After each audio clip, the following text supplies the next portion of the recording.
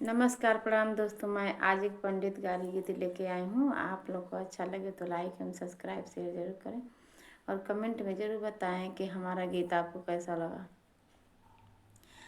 धीरे धीरे पोथिया पढ़िया ये पंडित मनवा कहाँ भकुआइल बा।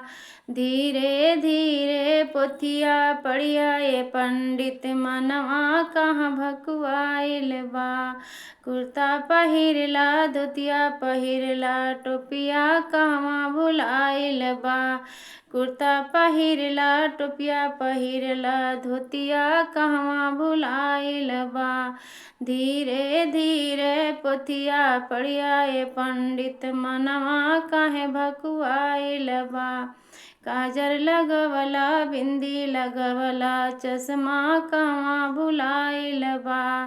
काजर लगवला बिंदी लगवला चश्मा कहवा भुलाइल बा।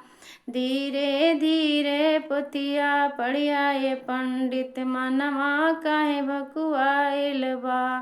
धीरे धीरे पोथिया पढ़िया ये पंडित मनवा कहाँ भकुआइल बा।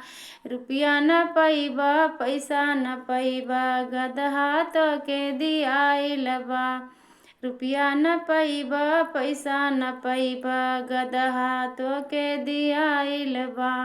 धीरे धीरे पोथिया पढ़िया ये पंडित मनवा काहे भकुआइल बा। धीरे धीरे पोथिया पढ़िया ये पंडित मनवा काहे भकुआइल बा।